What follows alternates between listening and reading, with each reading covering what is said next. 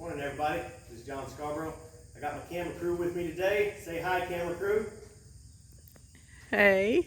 Got Savannah behind the camera today. Guys, I wanted to talk a little bit today about what we're doing for setup for our logs once we get ready to stack all of our wood, all the lumber that we're doing.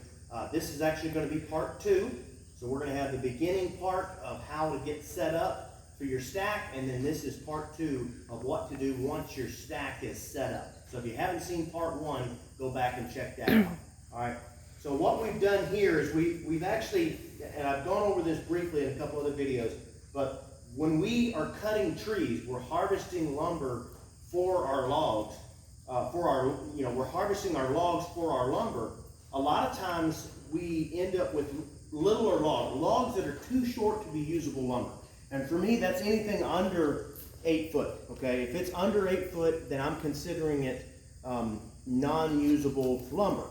My dog's jumping up in there. She wants to be in the camera too. But anyway, so once it gets under 8 foot, that's what I'll do. So a lot of times what I'll do is I'll cut it down to 5 foot, which is what this is right here.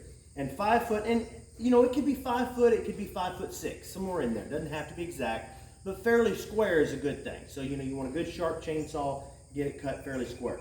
So then I'll take that 5 foot and I can cut all of my stickers out of that, but the main thing I like to cut is I like to cut these logs right here.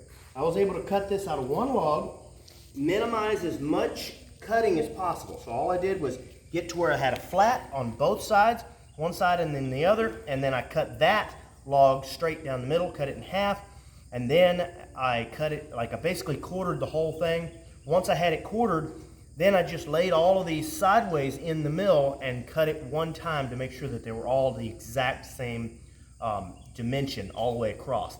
There's not a specific dimension. I mean, I could do 4x4s or something like that for all of my stuff, but typically I just worry about each stack. So these ended up being about 3.5, I think. Sometimes they're 3 inches, sometimes they're 5 inches. It's just whatever works. Just the main thing is that whatever's with your stack, you do the same thing each time. The next thing, guys, when you're stacking lumber, you want to make sure that your stickers and all your support is always, it's no farther than 2 foot across, okay? You don't want it 30 inches or something like that. You want to bring it in as close as you can, and really you could go closer than that, okay? So this is going to be our 9-foot stack. I've got different size stacks.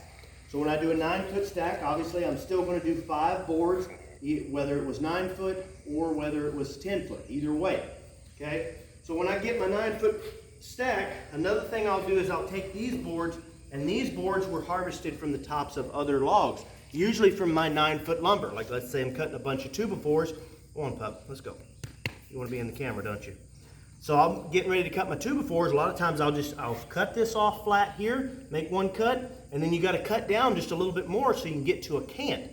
And so what I'll do, I like to cut 1 inch every time. Sometimes I'll cut 1.5 inches and turn it into a 2x4. Most of the time I'm going to keep cutting 1-inch boards until I get down to where I can get a cant.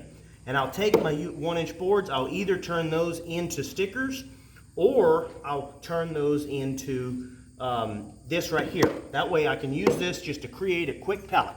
All right, so once you get all this done, this is all lumber that would basically go to waste.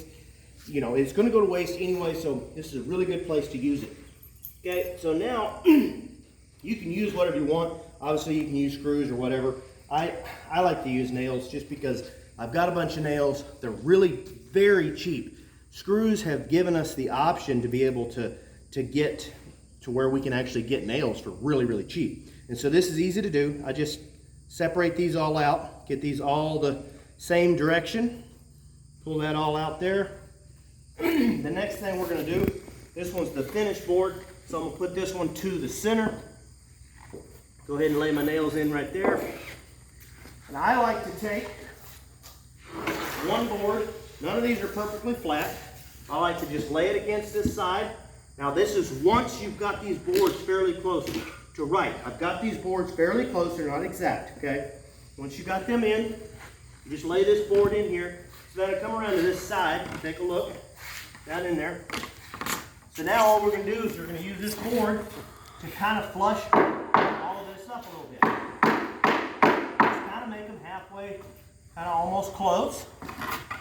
They don't have to be Nothing exact. We just want it to be close enough to stack our lumber.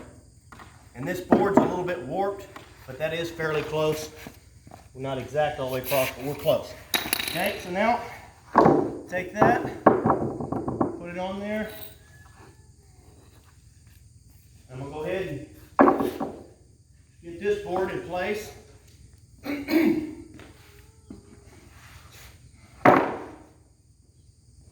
Now I've got this side pretty close, so I'm gonna go ahead and get that side nailed in quick. Just put a couple of nails in there.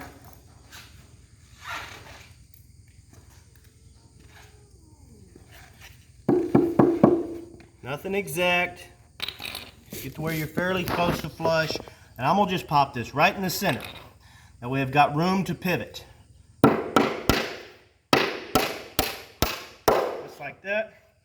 I'm gonna go straight to the other side. Fairly flush here. Fairly flush there. Nothing square yet, nothing. All right. Pop a nail. Okay. Now we're gonna go ahead and get these in. So now we got that fairly close to flush, but now we're gonna go ahead and put it with our board somewhat. Not exact, because nothing's close. We just want to get it to where it's close.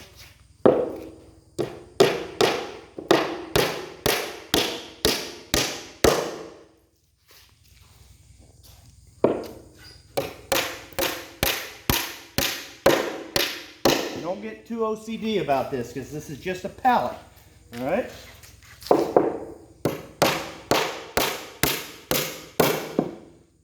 Okay. Now we're going to take our tape measure.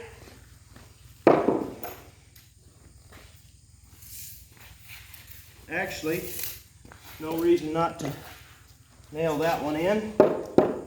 Get it flush.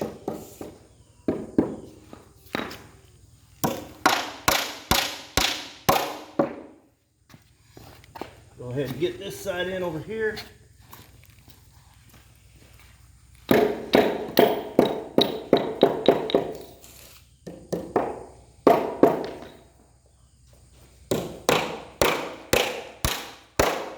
You could easily use screws. That's what most people are probably going to use. I just like to use nails, like I said, because I can get them dirt cheap. Okay. Get that one where it's close to center. Get this one pretty close to center. Now this is the part you do want to be somewhat OCD on. Not really completely, but because this is where all of the support is going to be laying. You want all of your stickers directly above this, so you do want this to be right. You want it to be the same all the way across, because this is going to determine how good your wood is. So this is the part that you're worried about. Right here. Pretty close to right. Pretty close to right.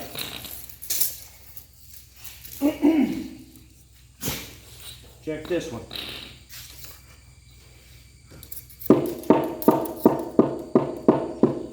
Okay guys, this is one last thing I want to mention real quick.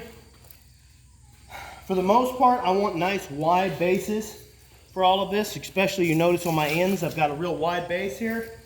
But it is okay to have some of your boards coming out to, you know, more closer towards a narrow end. You notice that's round there, and I've only got probably 1.5 inches there. That's okay on these boards. That's somewhere, you know, I'm going to throw them more central like this. That's perfectly fine. Just make sure that your stickers always fall directly above that right there, okay? But I don't want to put too many of those in. I'm okay with 1 or 2. But the rest of them I like to make sure, especially on the ends in the middle, I like to make sure I got a nice wide base. Okay, so that's pretty close. Go ahead and pop the rest of our nails in.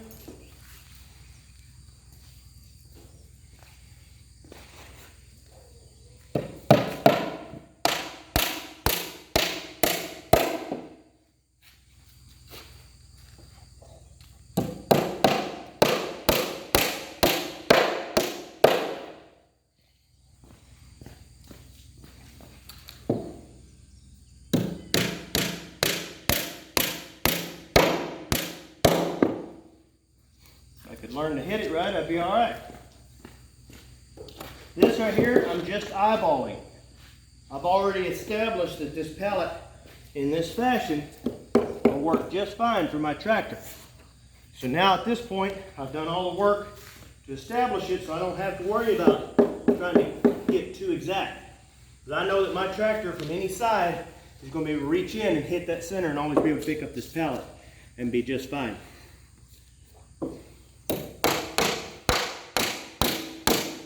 Now these boards right here, you don't have to use this scrap. You could easily use any type of board you want. You can use pretty much, 2x4, 4x4, you can use whatever you've got. I just like this because I can save these or I can keep them as a pallet.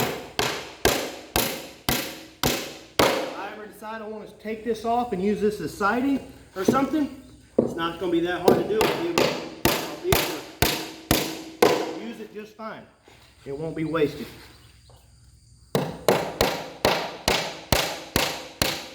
That's the nice thing, is all of this wood is still in the stack. It's still being preserved. Okay, so that's pretty much all there is to it. The last thing to do is to check for a moderate level of squareness. This is where I'm going to need your help, Savannah. You'll just kind of hold it fairly close to the same area.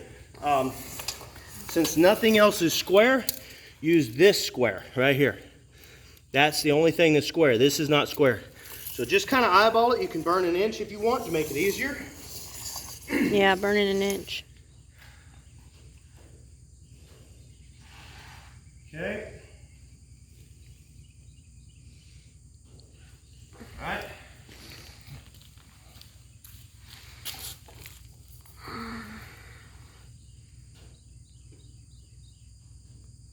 Got it? Yep. Okay, guys. That turned out pretty close. If it wasn't close, obviously you would just do whatever you would normally do to get it square. But that turned out pretty close. We kind of laid it out somewhat evenly before we were all done. We've got it, pretty close. That way we wouldn't make the video, an hour long. Anyway, this is the second stage. Like I said, if you haven't watched that other video, go back and watch it. The next thing I'll do is I will pop a couple of corner nails in just in a few places here and there, just to kind of halfway keep it square. That's all you're trying to do at this point. It has nothing to do with strength, because once you get up underneath, all this has got to do is hold the pallet together. That's all it's got to do. The rest of your stack will be held in. You're actually riding close to your center of your stack, and so that would ride in there just fine. All you're trying to do is get it up off there. But this is really nice because you can actually get separation. You can separate your different stuff. So if I start out a stack with 2x4s and I decide, hey, I want to do some 2x6s now, or I want to do some 1x material or whatever, I can easily lay this anywhere in my stack and then start putting 1xs. The next thing I really like about this is I can lay this right over here next to my mill. A lot of times I'll take this and I'll set it up right here, okay? I'll get this set right where I need it. I'll go to cutting and I'll pull it off and load this all the way up, pick it up with my tractor, and then go preset it wherever it needs to be set. And that's really nice because a lot of times your stack is farther off. It's not right there where you, right there next to your sawmill, So it's really convenient for me, especially because I can just stack it right here and then use my tractor to do all the back work.